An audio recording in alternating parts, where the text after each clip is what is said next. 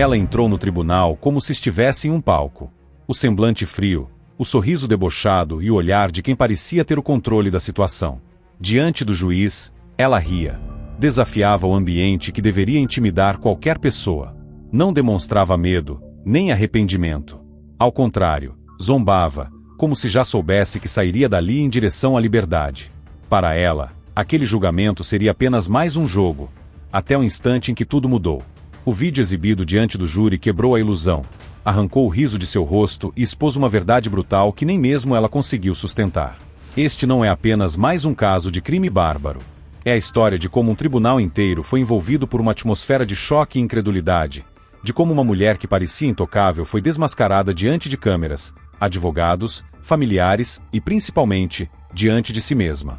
Um processo que escancarou não apenas a violência do crime cometido, mas também a arrogância, o desprezo pela vida e a crença de que poderia manipular a justiça. Aos 25 anos, Taylor Shabuzine se tornou o nome no centro de um dos julgamentos mais perturbadores dos últimos tempos. E o que começou com uma denúncia aparentemente impossível de acreditar logo se transformou em um cenário digno de pesadelo. No porão de uma residência em Green Bay, Wisconsin, a polícia encontrou algo que nem os mais experientes agentes estavam preparados para ver: um balde. E dentro dele, a cabeça de um jovem de 25 anos, identificado como Chad Tyrion. A ligação que levou os policiais até aquele endereço partiu da mãe da vítima. Ela mesma, desesperada, foi quem encontrou a cena que desafiava qualquer explicação lógica.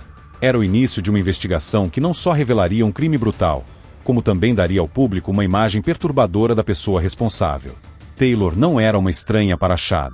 Eles tinham uma relação marcada por altos e baixos, encontros e rupturas, e também pela presença constante de drogas e instabilidade emocional. Mas ninguém poderia prever a extensão da violência que aconteceria naquele dia. Quando os policiais encontraram Taylor pouco tempo depois, ainda havia marcas visíveis do que tinha acontecido. Seu corpo e suas roupas apresentavam manchas de sangue. A abordagem policial foi registrada em vídeo, e mesmo nesse primeiro contato, a frieza dela já chamava atenção. Enquanto recebia ordens para colocar as mãos para trás, parecia mais irritada com o incômodo da situação do que preocupada com a gravidade do que estava prestes a enfrentar. Na delegacia, o comportamento dela se tornaria ainda mais desconcertante. Durante o interrogatório, riu diversas vezes, fez comentários frios e até irônicos sobre o que tinha acontecido. Em certos momentos, parecia tratar os fatos como se fossem parte de uma história inventada, incapaz de refletir sobre a realidade das consequências. Mas não havia nada de inventado. A cada resposta, ela revelava mais detalhes sobre o que havia feito. Contou como desmembrou o corpo, onde escondeu os órgãos e até debochou dos policiais, afirmando que eles se divertiriam tentando encontrar todas as partes. Essas falas, registradas em vídeo, se tornariam provas decisivas para o julgamento. E não parava por aí. O comportamento de Taylor no tribunal transformaria o caso em algo ainda mais revoltante para a opinião pública. Enquanto testemunhas descreviam a brutalidade do crime, ela sorria. Enquanto os promotores exibiam provas, ela fazia gestos debochados. Em um momento que gerou indignação em todo o país, chegou até a simular um disparo contra o juiz com a mão em forma de arma. Nada disso parecia vir acompanhado de qualquer arrependimento. Para muitos que acompanharam o julgamento, ficava a impressão de que ela não via a si mesma como ré em um caso de homicídio, mas como protagonista de um espetáculo onde buscava atenção a qualquer custo. Esse comportamento não ficou restrito às provocações silenciosas. Em uma das audiências, Taylor chocou o tribunal ao atacar o próprio advogado de defesa. De repente, saltou contra ele, obrigando seguranças a intervir rapidamente e esvaziar a sala. A cena viralizou e reforçou a pergunta que já circulava: estaria ela realmente apta a enfrentar o julgamento? Uma avaliação psicológica foi solicitada. Longas discussões se seguiram entre advogados, promotores e especialistas. O resultado, no entanto, não foi o que a defesa esperava. Apesar de alegações sobre distúrbios mentais e episódios de psicose, o tribunal decidiu que Taylor era, sim, competente para ser julgada. E foi justamente nesse ponto que sua confiança parecia maior do que nunca. Rindo, debochando e acreditando que, de alguma forma, poderia sair dali sem a pena máxima. Mas o que ela não sabia é que as próprias imagens, as próprias palavras registradas em vídeo, seriam sua ruína. É nesse instante que a tensão cresce. Porque o júri estava prestes a assistir ao material que mostrava, sem cortes, sua postura diante dos investigadores. Uma sequência que não apenas revelava o crime, mas também a essência perturbadora de quem acreditava estar acima da lei. O silêncio da sala de audiências era quase absoluto quando os promotores anunciaram o próximo passo. Diante do júri, as telas foram ligadas e o vídeo começou a rodar. Ali estava Taylor, não mais a revestida de uniforme do presídio, mas a mulher fria e irônica gravada na delegacia logo após o crime. E a cada segundo que passava, ficava claro que aquele material não deixaria espaço para dúvidas. Nas imagens, ela descrevia o assassinato de Chad com uma naturalidade que chocava até os investigadores mais experientes. Ria em momentos improváveis, brincava com detalhes macabros e até zombava dos próprios policiais, sugerindo que eles teriam trabalho em se divertir procurando os órgãos. Não havia arrependimento, não havia choque, apenas sarcasmo e um sorriso quase constante. Esse registro audiovisual teve um efeito devastador. O que até então poderia ser entendido como desequilíbrio emocional no tribunal se transformava em prova concreta de uma postura consciente, que tratava um crime hediondo como se fosse uma cena banal.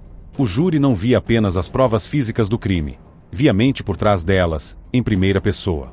O promotor reforçou esse contraste. De um lado, a vítima brutalmente assassinada e desmembrada. Do outro, a autora do crime, tratando tudo com frieza, como se fosse um jogo. Cada frase reproduzida no vídeo desmontava a ideia de que Taylor poderia ter agido sem plena consciência. Enquanto o material era exibido, a postura dela no tribunal mudou. Pela primeira vez, não havia risadas abertas ou gestos debochados. Ela se mantinha em silêncio, imóvel, como se soubesse que aquelas imagens estavam fazendo trabalho que nenhuma argumentação da acusação conseguiria superar. O público presente também reagia. Familiares de Chad baixavam a cabeça, incapazes de assistir aquilo. Jurados trocavam olhares de espanto. Até mesmo funcionários do tribunal, acostumados a lidar com casos pesados, demonstravam desconforto. O vídeo não mostrava apenas o crime, mas revelava quem estava no banco dos réus, alguém que parecia incapaz de enxergar humanidade no que havia feito. A defesa tentou, sem sucesso, argumentar que o comportamento dela era reflexo de transtornos mentais agravados pelo uso de drogas. Alegaram que Taylor havia passado anos em luta contra episódios de bipolaridade, surtos psicóticos e resistência a medicações. Seu pai, também preso, foi levado ao tribunal para testemunhar. Em lágrimas, afirmou que sua filha não era aquele monstro que todos viam, mas alguém destruído pelo vício e pelas influências nocivas do passado.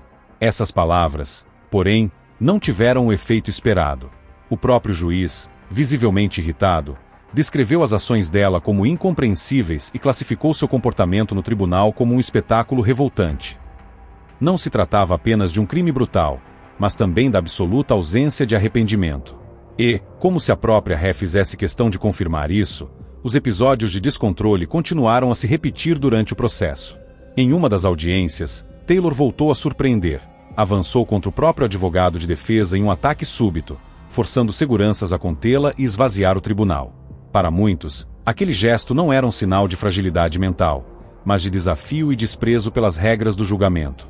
Ainda assim, em meio a todas essas cenas, havia uma certeza crescente no tribunal. A máscara da arrogância estava prestes a cair. O júri já tinha visto o suficiente para compreender que não havia exagero nas acusações. O riso de Taylor diante das câmeras não era produto de confusão mental, mas sim de frieza calculada. O clímax se aproximava.